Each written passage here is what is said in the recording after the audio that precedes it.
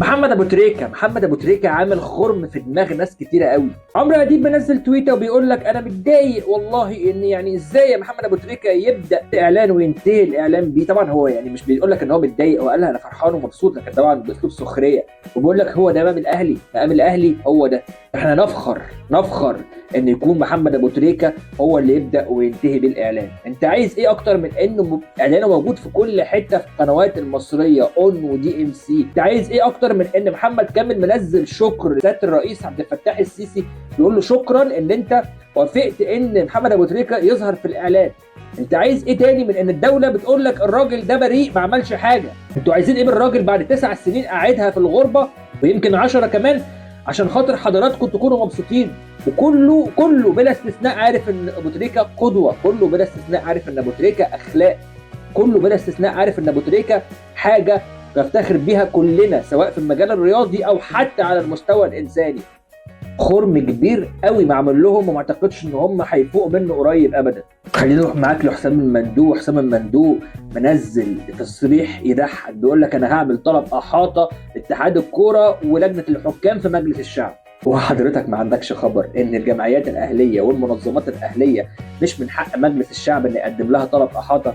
يا سياده النائب المبجل، هتروح تقول لهم ايه؟ هتروح تقول لهم والله يا سياده الرئيس الزمالك كان يستحق فيلن واوفسايد هتروح تقول لهم ايه بجد؟ يعني ايه الضحك ده؟ ايه الضحك الخام اللي انتوا بتقدموه لنا دوت؟ انت ولا ميزو ولا هاني شكري؟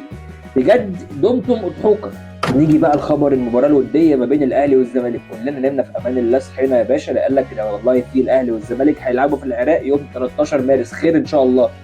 وقال لك تم الاتفاق وتمت الموافقه، خير ان شاء الله. ايه السرعه في الاداء؟ ايه الجمدان ده؟ خليني اقول لك ان حاجه زي كده دي تبقى مصيبه سوداء على الاهلي لو فعلا تم الموضوع ده. بس عايز اقول لك ان رابطه الانديه منزله تصريح بتقول لك احنا ما عندناش خبر من الموضوع، واتحاد الكوره ما عندوش خبر من الموضوع، ومش هنأجل اي ماتشات ولا اي حاجه. يعني الاهلي دلوقتي عنده ارتباطات، وعايز اقول لك نادي الهلال معسكر من يوم 9 لحد يوم 1 ابريل للاهلي في تونس، ومأجل ماتشاته في الدوري البريطاني عشان خاطر يظبط دنيته ويظبط حياته، عشان خاطر لما يقابل الاهلي يبقى مظبط حياته. احنا جايين نعمل العكس، جايين نشتت اللعيبه حتى لو مباراه وديه ومباراه ترفيهيه. انت بتشتت تركيز اللعيبه ليه؟ احنا داخلين في حته مفصليه في الموسم، انت بتتكلم في دوري ابطال افريقيا. نادي الهلال السوداني بقوته في الموسم ده ما يستهانش بيها. عندك مباراه كاس الرابطه، مباراه مع انبي ومباراه مع طلائع الجيش، عندك مباراتين في الدوري، المباراه اللي جايه مع طلائع الجيش والمباراه اللي بعديها يوم 11 زي ما الرابطه اعلنت، يوم 11 هتكون اول مباراه الدور الثاني للدوري. مع كامل الاحترام لشعب العراق ودوله العراق، وضع حاليا لا يسمح اطلاقا ان يكون في مباراه. ممكن كان ينفع لو كان مثلا في وقت مختلف عن ده من الموسم اللي احنا فيه، لكن في الموسم الحالي الموضوع صعب وصعب جدا، نظرا لان الاهلي عنده ارتباطات قويه، وما ينفعش خالص ان احنا نشتت ذهن وتركيز اللعيبه في حاجات زي كده.